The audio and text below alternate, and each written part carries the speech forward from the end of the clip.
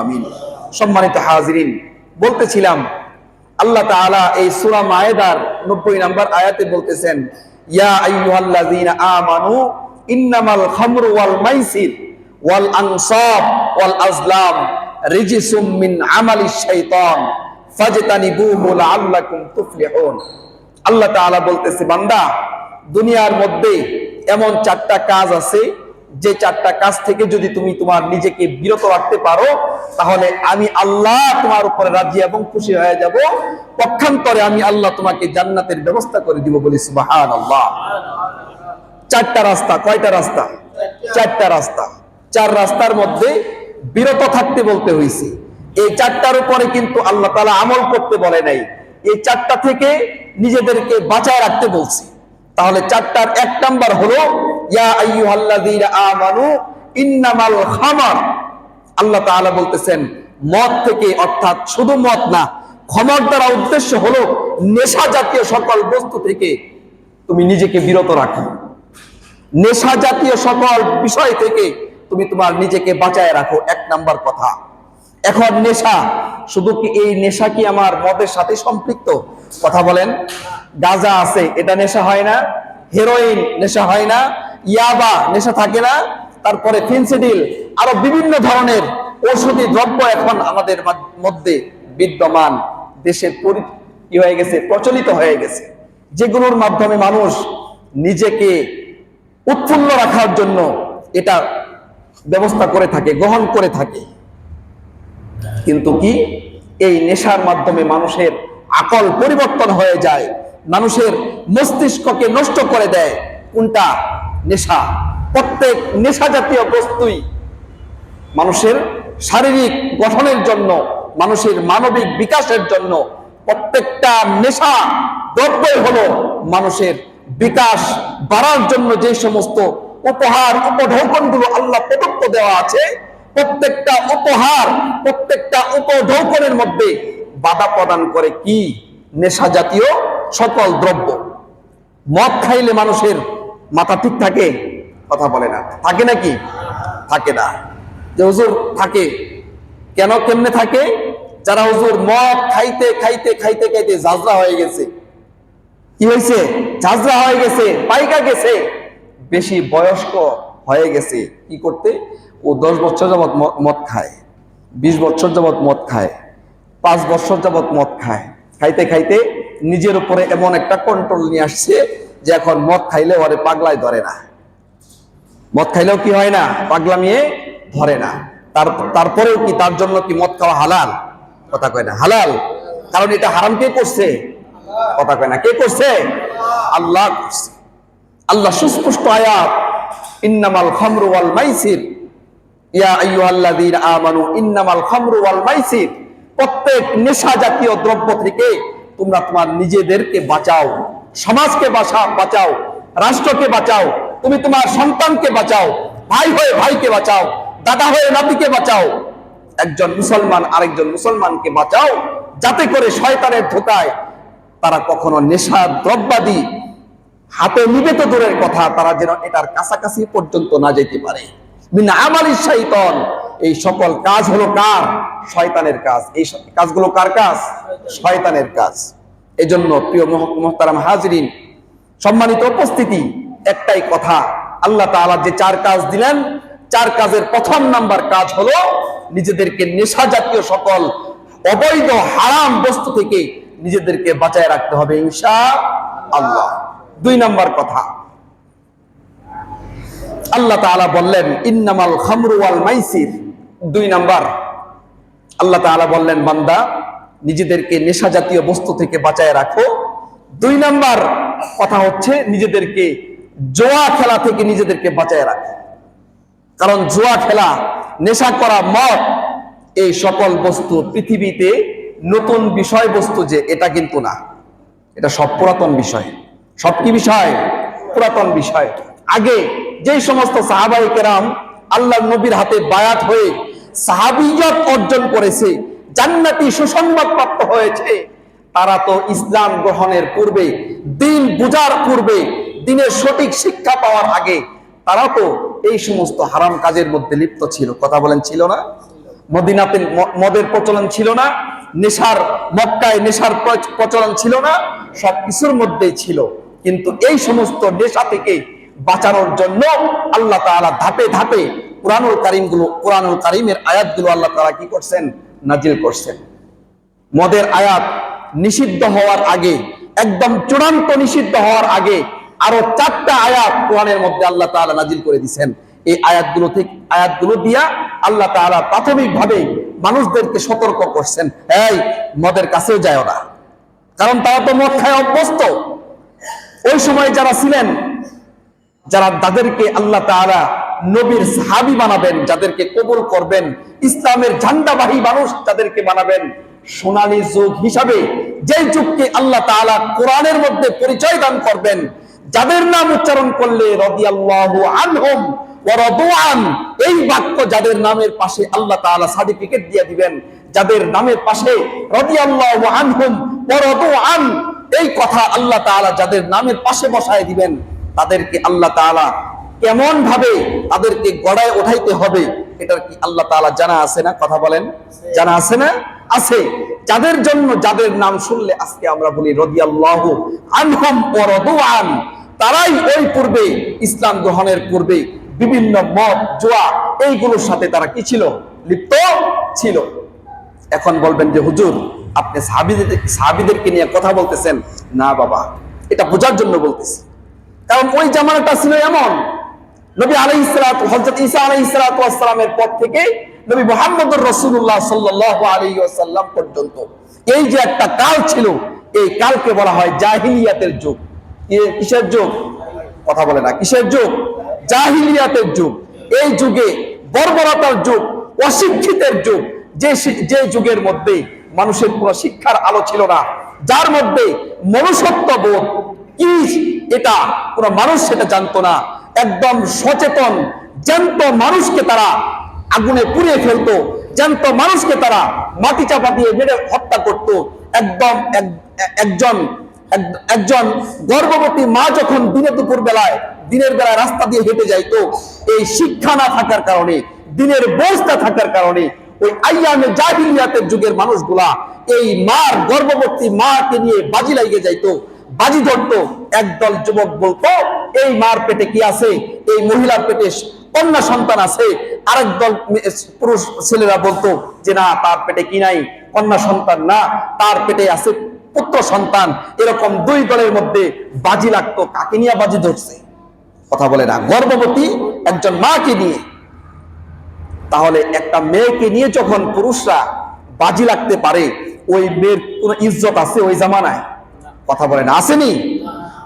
অথচ দেখেন, আমার আপনার মাদেরকে যদি এরকম কোন কথা, বাজি লাগবে তো দূরের কথা, এর থেকেও সহজ কোন কথা যদি, যে কথাটা কটু কথা, এর থেকেও সহজ কথা যদি কটু হওয়ার কারণে আমার আপনার কাছে কলিজায় আঘাত লাগে, এটা নিয়ে যদি আমি মারামারি করি, তার গায়ে হাত তুলি, তাকে হত্যা পর্যন্ত করা হয়, এটা আমার আপনার আত্মার প্রশান্তি হবে। কথা বলেন ঠিক কিনা? কিন্তু ওই জামানায় কি ছিল? এখন এটা আমার লাগার কি কারণ? এখন আমাদের মধ্যে দ্বীনের শিক্ষা আছে। কোরআনের হারাম কাকে বলা হয় এটা আমরা জানি, হালাল কোনটাকে বলা হয় এটা আমরা জানি, নবীজির সুন্নাহ কি এই সম্পর্কে আমাদের জানা আছে।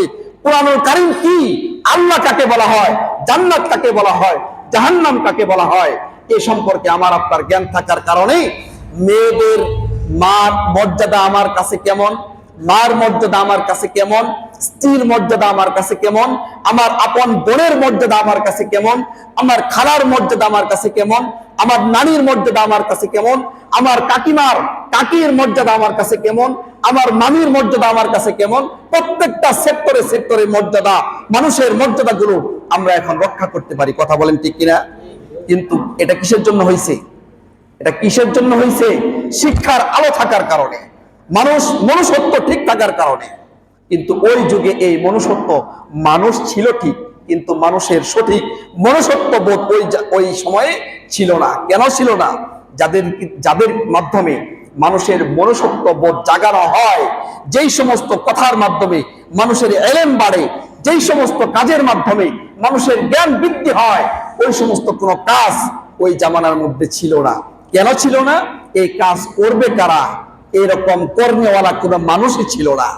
ওই এমন একটা মুমূর্ষ সময়ের মধ্যে, এমন একটা জাহিলিয়াতের জামানার মধ্যে আল্লাহ তাআলা পয়গম্বর নবী রাসূলুল্লাহ সাল্লাল্লাহু আলাইহি ওয়াসাল্লামকে, নবী মুহাম্মদুর রাসূলুল্লাহ সাল্লাল্লাহু আলাইহি ওয়াসাল্লামকে আল্লাহ তাআলা সোনালী যুগ রোপণ করার জন্য আল্লাহ তাআলা পাঠিয়ে দিলেন। বলি সুবহানাল্লাহ। নবী আয়েশা শিখাইয়া দিলেন, ও দুনিয়ার মানুষ, তোমার মেয়ে আছে, মেয়ের সম্মান জানো? আল্লাহ তাআলা মেয়েকে কত সম্মান দিছে? মেয়ের সম্মান হলো এই। তুমি কি তোমার বিবির সম্মান জানো? বিবিকে আল্লাহ তাআলা কত সম্মান দিছে? বিবির সম্মান হলো এই। মার সম্মান জানো? আল জান্নাতু তাহতা আকদামি উম্মাহাত। মার সম্মান জানো কি সন্তান? মার পায়ের তলে সন্তানের জন্য আল্লাহ তাআলা বেহেশতের ব্যবস্থা করে রাখছে। তোমার মার সম্মান হলো তোমার কাছে এই। তোমার দাদির সম্মান হলো তোমার কাছে এই। তোমার নানির সম্মান হলো তোমার কাছে এই। তোমার ফুফির সম্মান হলো তোমার কাছে এই। কাজেই তোমার মেয়ে, তোমার মা, তোমার বোন, তোমার ফুফি, তোমার খালা, তোমার মামি, মহিলাদেরকে নিয়া, মাতৃতুল্য কাউকে নিয়া বললে পরে যেমন তোমার আঘাত লাগবে, ঠিক তদ্রুপ ভাবে তুমিও অন্য কারো মাতৃতুল্য কোন মহিলাদেরকে নিয়া বাজে কোনো মন্তব্য তোমরা করিও না। এই শিক্ষা যখন মানুষের মধ্যে প্রতিফলন ঘটলো, তখন মানুষ বুঝতে পারলো, হ্যাঁ, মহিলা সম্মানের জিনিস, মেয়েরা সম্মানের জিনিস, মেয়েদের মর্যাদা রক্ষার জিনিস, মেয়েদের মর্যাদা কখনো লুণ্ঠন করা, ছিনিয়ে নেওয়ার জিনিসটা। কথা বলেন ঠিক কিনা? ওই সময়ে তারা এগুলা বুঝতো না। ওই যুগটাই ছিল জাহিলিয়াতের যুগ। ওই যুগে সাহাবায়ে কেরাম ইসলামের ছায়াতলে আসার পূর্বে তারা কি করত? বিভিন্ন ধরনের অপরাধের সাথে তারা কি ছিল? জড়িত ছিল। যে অপরাধগুলো আল্লাহ তাআলা তাদের কাছ থেকে আস্তে আস্তে ছিনিয়ে নিছে, আস্তে আস্তে পর্যায়ক্রমে আস্তে আস্তে তারা তো এগুলো দেখতে দেখতে অভ্যস্ত হয়েছে। কথা বলে না? ছোট থেকে দেখছে যে আমার বাবা মদ পান করে, ছোট থেকেই দেখছে আমার বাবা মূর্তি পূজারী, ছোট থেকেই দেখছে আমার ভাই কি করে? জুয়া খেলে। এটা দেখে দেখেই তারা অভ্যস্ত হয়েছে। ওই মানুষগুলোকে যখন আল্লাহ তাআলা নবী সাহাবাতে পাঠাইছে, ওই মানুষগুলোকে যখন আল্লাহ তাআলা হাত ধইরা নবীর দরবারে পাঠাইয়া সাহাবিয়ত কবুল করাইছে, তাহলে আল্লাহ তাআলা ওই মানুষগুলোর মনকে কিভাবে পরিবর্তন করায় দিয়েছে। কথা বলেন ঠিক না? কথা বলেন না ঠিক? এই যুগ ছিল ওই যুগ, এই যুগ ছিল ওই যুগ। আর ওই যুগের মানুষরাই আজকে তাদের কথা কোরআনের মধ্যে আলোচনা হয়, তাদের নাম শুনলে রাদিয়াল্লাহু আনহুম ওয়া রাদু আন। তারাও ওই জামানায় মদ পান করত, তারাও ওই জামানায় কি করত? জুয়া খেলতো, তারাও ওই জামানায় মূর্তি পূজা করত, তারাও ওই জামানায় বাজি লাগতো, বেদ ধরতো। আল্লাহ তাআলা রব্বুল আলামিন তাদেরকে এই সমস্ত গর্হিত খারাপ কাজ থেকে বাঁচার জন্য নবীজিকে আয়াত নাজিল করে দিলেন। নবীজি, আপনার উম্মতদেরকে আপনি জানায় দেন, জুয়া খেলা, মদ খাওয়া, তারপরে মূর্তি পূজা করা, যারা ঈমান আনবে তারা কখনো আমি আল্লাহ ব্যতীত অন্য গায়রুল্লাহর প্রতি তাদের মাথা কখনো নত করতে পারে না। তারা কখনো আমি আল্লাহ ছাড়া অন্য কোন মাখলুকের কাছে তাদের জীবন ভিক্ষা চাইতে পারে না। তাদের রিজিকের বারাকাত দরকার, আমি আল্লাহর কাছেই চাইতে হবে। মূর্তির কাছে কখনো রিজিক চাইলে পাওয়া যাবে না। যারা ঈমান আনবে তারা এই সমস্ত গর্হিত খারাপ কাজ থেকে যেন নিজেদেরকে বাঁচায় রাখে। কেন? মিন আমালিশ শাইতান। আল্লাহ তাআলা এই আয়াতের পরের অংশে শেষাংশে বলতেছেন, মিন আমালিশ শাইতান, মদ খাওয়া শয়তানের কাজ। জুয়া খেলা, আহারে জুয়া আমরা এখন পকেটে পকেটে নিয়ে ঘুরতেছি। গত জমায় বলতেছিলাম, কথা বলেন ঠিক না? আরে খেলা হয় পাকিস্তান, খেলা হয় ভারত, খেলা হয় ইন্ডিয়া, খেলা হয় অস্ট্রেলিয়া, বিভিন্ন দেশান্তরে খেলা হয়। আর আমরা বাঙালি মুসলমান ঘরে বসে বসে ওই খেলার উপরে জুয়া ধরি। তাই কথা কয় না? হয় না? এটা যুব সমাজ হয় না? এটা কি হালাল না হারাম? কথা বলেন, হালাল না হারাম? হারাম। কার কথা এটা? আল্লাহর কথা। জুয়া খেলার স্টাইল তো পাল্টে গেছে। আগে খেলতাম টাস দিয়া, এখন খেলি মোবাইলে। মোবাইলে জুয়া খেলা হয়। তারপরে পাবজি, ক্যাশ অফ ক্ল্যান, তারপরে হইতেছে ব্লু হুইল, এরকম বিভিন্ন গেমস আছে না? কথা কয় না? আছে না? আগে এগুলা কি করতো? বাচ্চারা নিজেদের মনোরঞ্জনের জন্য খেলা হইতো এগুলা। আর আজকে এই খেলাগুলা জোয়ার নেশায় কি হয়েছে? আসক্ত হয়েছে। এখন এই খেলার পিছনে টাকা ইনভেস্ট করা শিখছে আমার বাংলাদেশের সন্তানেরা। আর এই ইনভেস্ট থেকে তারা জুয়ায় দানে জিতে এই যে সমস্ত খেলাধুলা থেকে নিজেদেরকে বুদ্ধিমান ভেবে তারা এই সমস্ত খেলাধুলা থেকে ইনকাম করাও শিখছে বাঙালি পোলাপানরা। কথা বলে না? এই যে ইনকাম করতেছি, ইনকাম করে নিজেদেরকে অনেক বড় লোক মনে হয় মাঝে মধ্যে। যখন একটা দাইনে জিতে গেছি, 2000 টাকা পাইছি, 3000 টাকা ইনভেস্ট, সেখান থেকে 2000 টাকায় উর্দু দেওয়া যায়। যখনই এটা করি তখন আবার আপনার কাছে অন্তরের দিক থেকে অনেক বড় একটা প্রশান্তির সাগর ভাসে। কথা বলে না? অনেক প্রশান্তির একটা সাগর ভাসে না? আহা, বাবার কাছে আর 2000 টাকা চাইতে হবো না। 2000 টাকা 3000 টাকা ইনভেস্ট করছি, 2000 টাকা পেয়ে গেছি। কিন্তু বাচ্চা বুঝলোই না, মুসলমানের সন্তান বুঝলোই না যে তুমি ইনভেস্ট করলা কোথায় আর তোমার টাকাটা আসলো কোথা থেকে। এই টাকা তোমার জন্য নেওয়া জায়েজ হবে কি হবে না, এটার জন্য আমার আপনার কোনো খেয়াল নাই। আজকে আমি অবাধ খেলাধুলা করতেছি, জুয়া খেলায় মারতেছি। আজকে শুধু যুবকদের কথা বলতেছি না, আজকে আমার বৃদ্ধ বয়স্ক বাবারাও এটার মধ্যে জড়িত। তারা জড়িত কিসে? হুজুর ক্যাশপ প্ল্যান বললেন, পাবজি বললেন, এটা তো বুঝি না, তো কেমনে খেলা হয়? আপনারা খেলেন লুডুতে। আপনারা খেলেন কিসে? বয়স্ক মানুষরা কিসে খেলে? লুডুতে। লুডু বুঝেন না? আগে লুডু কিনতে হইতো, এত বড় একটা বই পাওয়া যেত, চাক্কি পাওয়া যেত, তারপরে খেলনা পাওয়া যেত, 6, 5, 1 কানামাসি আছে না? আসিল না এরকম? এখন এগুলা কি হয়ে গেছে? এখন আর দোকানে গিয়ে লুডু কেনার প্রয়োজন নাই, লুডু প্লে স্টোর থেকে ডাউনলোড দিলেই হয়ে যায়। কথা বলে না? আগে লুডো খেলার জন্য অনলাইন প্রয়োজন ছিল না, এখন এই লুডো খেলার জন্য অনলাইন প্রয়োজন হয়। যখনই অনলাইন প্রয়োজন হয়েছে তখনই এর সাথে ইনভেস্ট বাড়ছে আরো। কথা বলে না? ইনভেস্ট কি বাড়ছে? আমি আমার মূল্যবান সময়কে এটার পিছনে নষ্ট করতেছি। সময় নষ্ট হচ্ছে, আমার হায়াত ফুরিয়ে যাচ্ছে। যে হায়াতে আল্লাহর জিকিরের কথা ছিল, যে হায়াতে কোরআন তিলাওয়াত করার কথা ছিল, যে হায়াতে নামাজ আদায়ের কথা ছিল, ওই হায়াত আজকে আমি আপনারা কি করতেছি? হারাম খেলাধুলার মধ্যে লুডো খেলার পিছনে সময় নষ্ট করতেছি। দেখবেন সারাদিন মাঠে ঘাটে, রাস্তাঘাটে, ব্যবসা বাণিজ্যে, দোকানপাটে কি করে? কাজ করে, সাংসারিক কাজ। যেমনি সন্ধ্যা 7টা হয়েছে, দোকানটা বন্ধ করে দিয়া ওই কোন দোকানের পিছনে চিপায় আসর বসে, এটা তো আগে থেকেই জানা আছে। কারণ যারা জোয়ারি তাদের সাথে একটা নেটওয়ার্ক আছে না? ও বাবারা রাগ করতেছেন? কথা কয় না? রাগ করতেছেন নি যে হুজুর আজকে এত সত্য কথা কইতেছেন? যে আমরা এটা প্রতিনিয়ত দেখি, প্রতিদিন দেখি এটা। আরে দেখেন মানুষ কেমন হয়ে গেছে, জুয়া খেলায় আসক্ত, লুডো খেলায় আসক্ত হয়ে গেছে। এদিক দিয়া জোহরের আজান হয়ে গেছে, ওই ব্যক্তির কোনো খেয়াল নাই। জোহর চলে গেছে, আসরের আজান হয়ে গেছে, খেয়াল নাই। জামাত শুরু হয়ে গেছে, তাও খেয়াল নাই। আসর চলে গেছে, মাগরিবের আজান হয়েছে, তারও কোনো খেয়াল নাই। মাগরিবের জামাত শেষ, তারও কোনো খেয়াল নাই। এশার ওয়াক্ত হয়ে গেছে, এশার সময় যখন পকেট খালি হয়ে গেছে তখন মনে হয়েছে আজকে সারাটা দিন এই কামই শেষ করলাম। কথা কয় না? আজকে সারাটা দিন এই কামই শেষ করলাম, পকেটও খালি, আমল নামাও খালি। কথা কয় না? পকেটও খালি, আমল নামাও কি খালি। আহা, আল্লাহ তাআলা এটাই বললেন, বান্দা 4টা জিনিস থেকে নিজেদেরকে হেফাজত করো, বাঁচাও। মদ থেকে, নেশা জাতীয় সকল দ্রব্য থেকে নিজেদেরকে বাঁচাও। মদ থেকে, মাইসির, জুয়া খেলা থেকে নিজেদেরকে বাঁচাও। ওয়াল আনসার, মূর্তি পূজা থেকে যারা ঈমান আনছো, মুসলমান যারা, তোমাদের নিজেদেরকে হেফাজত করো। ওয়াল আজলাম, আজলাম বলা হয় স্বর। এই খেলাটা আমাদের এখনো বাংলাদেশে প্রচলিত হয় নাই। এটা একটা ভাগ্য নির্ধারক একটা খেলা। এটা আমরা ওই জামানাতে খেলার প্রচলন একটা ছিল। এটা কি? তারা জাহিলিয়াতের যুগের লোকেরা 3টা কাঠি বানাইতো। কয়টা কাঠি? কথা কয় না? কয়টা? 3টা। একটার মধ্যে থাকতো তুমি এই কাজটা করো। কি কাজ? সেটা পরে, মানে কাজ করার আদেশ করতেছে। 2 নাম্বার কাঠিতে থাকতো করিও না। 3 নাম্বার কাঠিটা থাকতো স্বতন্ত্র, করার ক্ষেত্রেও নাই, না করার ক্ষেত্রেও নাই। বুঝাইতে পারছি? এই 3টা কাঠিকে তারা একত্রিত করে একটা থলের মধ্যে রাখতো, ব্যাগের মধ্যে রাখতো। রাইখা ওই ব্যাগের মুখটা সুন্দর করে আটকায় দিত। আটকায় দেওয়ার পরে এটা থাকতো বাড়ির কোথাও ঝোলানো।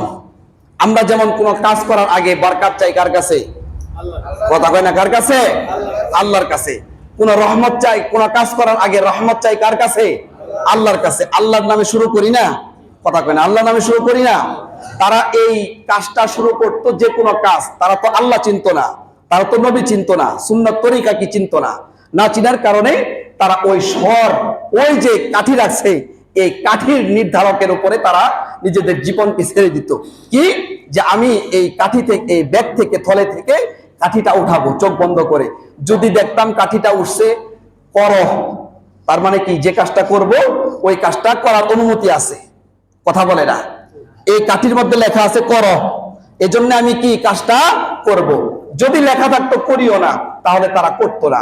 আর যদি 3 নাম্বারটা স্বতন্ত্র কাঠি উঠতো, তাহলে তারা আবারও ওই খেলায় মাইতে উঠতো।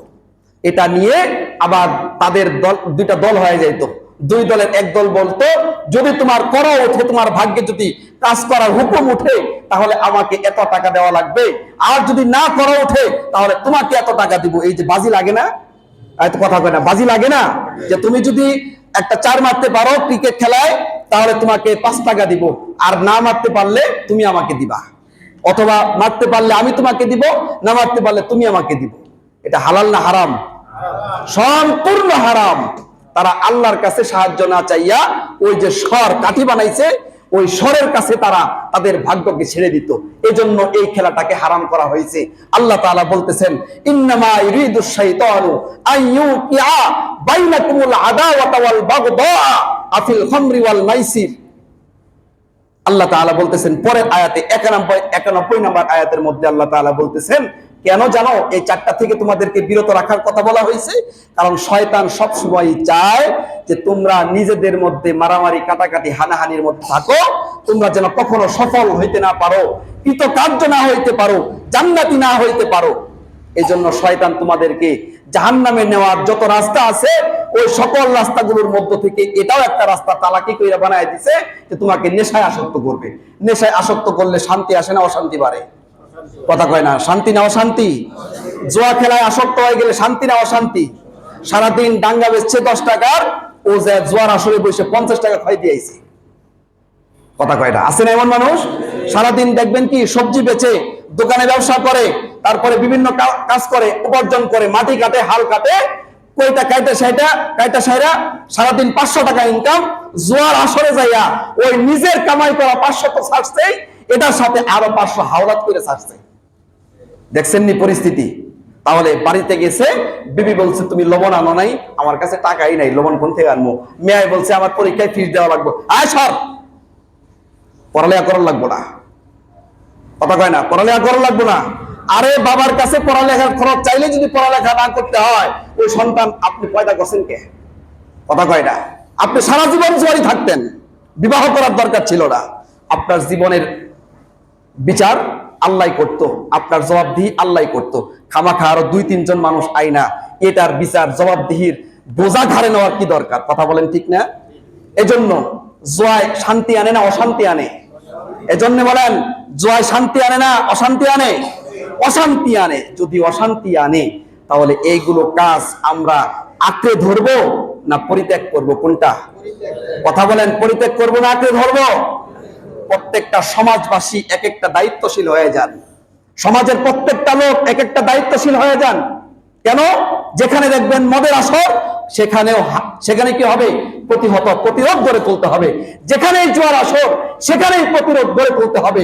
যদি আমার সন্তানকে সামনের প্রজন্মে সুন্দর, সুফলা, সুজলা, সুন্দর একটা দেশ আমি যদি আমার সন্তানকে উপহার দিতে চাই, তাহলে শুধু সরকারের উপরে ভরসা করে, সরকার কি দিল না দিল এটার উপরে ভরসা করে বসে থাকার সময় সুযোগ কোনোটাই নাই। আমি আমার সন্তানকে ভালো করব, আমি আমার সন্তানকে ভালো করব। প্রত্যেকজন বাবা যদি 100 জন বাবা 100টা সন্তানকে যদি ঠিক করতে পারে, বাজে নেশা থেকে ফিরায় নিয়ে আসা সুন্দর শিক্ষায়, মানবিক শিক্ষায় শিক্ষিত করতে পারে, সমাজ উন্নত হবে না? কথা বলেন, উন্নত হবে না? হবে ইনশাআল্লাহ। উন্নত যদি না করতে পারি, এটার দায়িত্ব আমার। উন্নত করতে পারলে এটারও দায়িত্ব, ফল ভোগ করবো কে? আমি করতে পারবো। এজন্য প্রিয় উপস্থিতি, আজকে অনেক কথাগুলো বললাম, এই কথাগুলো মনের দুঃখ থেকে বললাম, এই কথাগুলো মনের দুঃখ থেকে বললাম। পরিস্থিতিটাই এমন হয়ে গেছে। এজন্য মনে মনে যদি কেউ আমার উপর রাগ করে থাকেন, আল্লাহর হস্তে ক্ষমা চাই ইনশাআল্লাহ। আল্লাহ তাআলা আমাদের সঠিক বুঝে সুন্দরভাবে আমল করার তৌফিক দান করুন। সকলে বলি আল্লাহুম্মা আমিন। এই যুগ ছিল ওই যুগ, এই যুগ ছিল ওই যুগ, আর ওই যুগের মানুষরাই আজকে তাদের কথা কোরআনের মধ্যে আলোচনা হয়, তাদের নাম শুনলে রাদিয়াল্লাহু আনহুম ওয়া রাদু আন, তারাও ওই জামানায় মদ পান করত, তারাও ওই জামানায় কি করত? জুয়া খেলতো, তারাও ওই জামানায় মূর্তি পূজা করত, তারাও ওই জামানায় বাজি লাগতো, বেদ ধরতো। আল্লাহ তাআলা রব্বুল আলামিন তাদেরকে এই সমস্ত গর্হিত খারাপ কাজ থেকে বাঁচার জন্য নবীজিকে আয়াত নাজিল করে দিলেন। নবীজি, আপনার উম্মতদেরকে আপনি জানায় দেন, জুয়া খেলা, মদ খাওয়া, তারপরে মূর্তি পূজা করা, যারা ঈমান আনবে তারা কখনো আমি আল্লাহ ব্যতীত অন্য গায়রুল্লাহর প্রতি তাদের মাথা কখনো নত করতে পারে না। তারা কখনো আমি আল্লাহ ছাড়া অন্য কোন মাখলুকের কাছে তাদের জীবন ভিক্ষা চাইতে পারে না। তাদের রিজিকের বারাকাত দরকার, আমি আল্লাহর কাছেই চাইতে হবে। মূর্তির কাছে কখনো রিজিক চাইলে পাওয়া যাবে না। যারা ঈমান আনবে তারা এই সমস্ত গর্হিত খারাপ কাজ থেকে যেন নিজেদেরকে বাঁচায় রাখে। কেন? মিন আমালিশ শাইতান। আল্লাহ তাআলা এই আয়াতের পরের অংশে শেষাংশে বলতেছেন মিন আমালিশ শাইতান, মদ খাওয়া শয়তানের কাজ। জুয়া খেলা, আহারে জুয়া আমরা এখন পকেটে পকেটে নিয়ে ঘুরতেছি। গত জমায় বলতেছিলাম, কথা বলেন ঠিক না? আরে খেলা হয় পাকিস্তান, খেলা হয় ভারত, খেলা হয় ইন্ডিয়া, খেলা হয় অস্ট্রেলিয়া, বিভিন্ন দেশান্তরে খেলা হয়। আর আমরা বাঙালি মুসলমান ঘরে বসে বসে ওই খেলার উপরে জুয়া ধরি। তাই কথা কয় না? হয় না এটা? যুব সমাজ, হয় না? এটা কি হালাল না হারাম? কথা বলেন, হালাল না হারাম? হারাম। তার কথা এটা? আল্লাহর কথা। জুয়া খেলার স্টাইল তো পাল্টে গেছে। আগে খেলতাম টাচ দিয়া, এখন খেলি মোবাইলে। মোবাইলে জুয়া খেলা হয়। তারপরে পাবজি, ক্যাশ অফ ক্ল্যান, তারপরে হইতেছে ব্লু হুইল, এরকম বিভিন্ন গেমস আছে না? কথা কয় না? আছে না? আগে এগুলা কি করতো? বাচ্চারা নিজেদের মনোরঞ্জনের জন্য খেলা হইতো এগুলা। আর আজকে এই খেলাগুলা জোয়ার নেশায় কি হয়েছে? আসক্ত হয়েছে। এখন এই খেলার পিছনে টাকা ইনভেস্ট করা শিখছে আমার বাংলাদেশের সন্তানেরা। আর এই ইনভেস্ট থেকে তারা জোয়ায় দানে জিতে এই সমস্ত খেলাধুলা থেকে নিজেদেরকে বুদ্ধিমান ভেবে তারা এই সমস্ত খেলাধুলা থেকে ইনকাম করাও শিখছে বাঙালি পোলাপানরা। কথা বলে না? এই যে ইনকাম করতেছি, ইনকাম করে নিজেদেরকে অনেক বড় লোক মনে হয় মাঝে মধ্যে। যখন একটা দাইনে জিতে গেছি, 2000 টাকা পাইছি, 3000 টাকা ইনভেস্ট, সেখান থেকে 2000 টাকায় উর্দু দেওয়া যায়। যখনই এটা করি তখন আমার আপনার কাছে অন্তরের দিক থেকে অনেক বড় একটা প্রশান্তির সাগর ভাসে। কথা বলে না? অনেক প্রশান্তির একটা সাগর ভাসে না? আহা, বাবার কাছে আর 2000 টাকা চাইতে হবো না। 2000 টাকা 3000 টাকা ইনভেস্ট করছি, 2000 টাকা পেয়ে গেছি। কিন্তু বাচ্চা বুঝলোই না, মুসলমানের সন্তান বুঝলোই না যে তুমি ইনভেস্ট করলা কোথায় আর তোমার টাকাটা আসলো কোথা থেকে। এই টাকা তোমার জন্য নেওয়া জায়েজ হবে কি হবে না, এটার জন্য আমার আপনার কোনো খেয়াল নাই। আজকে আমি অবাধ খেলাধুলা করতেছি, জুয়া খেলায় মারতেছি। আজকে শুধু যুবকদের কথা বলতেছি না, আজকে আমার বৃদ্ধ বয়স্ক বাবারাও এটার মধ্যে জড়িত। তারা জড়িত কিসে? হুজুর ক্যাশ অফ ক্ল্যান বললেন, পাবজি বললেন, এটা তো বুঝি না, তো কেমনে খেলা হয়? আপনারা খেলেন লুডুতে। আপনারা খেলেন কিসে? বয়স্ক মানুষরা কিসে খেলে? লুডুতে। লুডু বুঝেন না? আগে লুডু কিনতে হইতো, এত বড় একটা বই পাওয়া যেত, চাক্কি পাওয়া যেত, তারপরে খেলনা পাওয়া যেত, 6, 5, 1 কানামাসি আছে না? আসিল না এরকম? এখন এগুলা কি হয়ে গেছে? এখন আর দোকানে গিয়ে লুডু কেনার প্রয়োজন নাই, লুডু প্লে স্টোর থেকে ডাউনলোড দিলেই হয়ে যায়। কথা বলে না? আগে লুডো খেলার জন্য অনলাইন প্রয়োজন ছিল না, এখন এই লুডো খেলার জন্য অনলাইন প্রয়োজন হয়। যখনই অনলাইন প্রয়োজন হয়েছে তখনই এর সাথে ইনভেস্ট বাড়ছে আরো। কথা বলে না? ইনভেস্ট কি বাড়ছে? আমি আমার মূল্যবান সময়কে এটার পিছনে নষ্ট করতেছি। সময় নষ্ট হচ্ছে, আমার হায়াত ফুরিয়ে যাচ্ছে। যে হায়াতে আল্লাহর জিকিরের কথা ছিল, যে হায়াতে কোরআন তিলাওয়াত করার কথা ছিল, যে হায়াতে নামাজ আদায়ের কথা ছিল, ওই হায়াত আজকে আমি আপনারা কি করতেছি? হারাম খেলাধুলার মধ্যে, লুডো খেলার পিছনে সময় নষ্ট করতেছি। দেখবেন সারাদিন মাঠে ঘাটে, রাস্তাঘাটে, ব্যবসা বাণিজ্যে, দোকানপাটে কি করে? কাজ করে, সাংসারিক কাজ। যেমনি সন্ধ্যা 7টা হয়েছে, দোকানটা বন্ধ করে দিয়া ওই কোন দোকানের পিছনে চিপায় আসর বসে, এটা তো আগে থেকেই জানা আছে। কারণ যারা জোয়ারি, তাদের সাথে একটা নেটওয়ার্ক আছে না? ও বাবারা, রাগ করতেছেন? কথা কয় না? রাগ করতেছেন নি যে হুজুর আজকে এত সত্য কথা কইতেছেন? যে আমরা এটা প্রতিনিয়ত দেখি, প্রতিদিন দেখি এটা। আরে দেখেন মানুষ কেমন হয়ে গেছে, জুয়া খেলায় আসক্ত, লুডো খেলায় আসক্ত হয়ে গেছে। এদিক দিয়া জোহরের আজান হয়ে গেছে, ওই ব্যক্তির কোনো খেয়াল নাই। জোহর চলে গেছে, আসরের আজান হয়ে গেছে, খেয়াল নাই। জামাত শুরু হয়ে গেছে, তাও খেয়াল নাই। আসর চলে গেছে, মাগরিবের আজান হয়েছে, তারও কোনো খেয়াল নাই। মাগরিবের জামাত শেষ, তারও কোনো খেয়াল নাই। এশার ওয়াক্ত হয়ে গেছে, এশার সময় যখন পকেট খালি হয়ে গেছে, তখন মনে হয়েছে আজকে সারাটা দিন এই কামই শেষ করলাম। কথা কয় না? আজকে সারাটা দিন এই কামই শেষ করলাম, পকেটও খালি, আমল নামাও খালি। কথা কয় না? পকেটও খালি, আমল নামাও কি খালি। আহা, আল্লাহ তাআলা এটাই বললেন, বান্দা 4টা জিনিস থেকে নিজেদেরকে হেফাজত করো, বাঁচাও। মদ থেকে, নেশা জাতীয় সকল দ্রব্য থেকে নিজেদেরকে বাঁচাও। মদ থেকে, মাইসির, জুয়া খেলা থেকে নিজেদেরকে বাঁচাও। ওয়াল আনসার, মূর্তি পূজা থেকে যারা ঈমান আনছো, মুসলমান যারা, তোমাদের নিজেদেরকে হেফাজত করো। ওয়াল আজলাম, আজলাম বলা হয় স্বর। এই খেলাটা আমাদের এখনো বাংলাদেশে প্রচলিত হয় নাই। এটা একটা ভাগ্য নির্ধারক একটা খেলা। এটা আমরা ওই জামানাতে খেলার প্রচলন একটা ছিল। এটা কি? তারা জাহিলিয়াতের যুগের লোকেরা 3টা কাঠি বানাইতো। কয়টা কাঠি? কথা কয় না? কয়টা? 3টা। একটার মধ্যে থাকতো তুমি এই কাজটা করো। কি কাজ? সেটা পরে, মানে কাজ করার আদেশ করতেছে।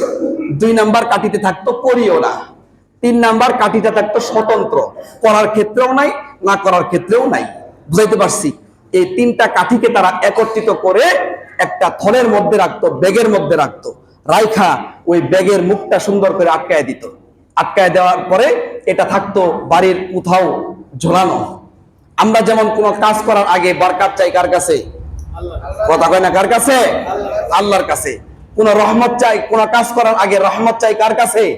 আল্লাহর কাছে। আল্লাহর নামে শুরু করি না? কথা কয় না? আল্লাহর নামে শুরু করি না?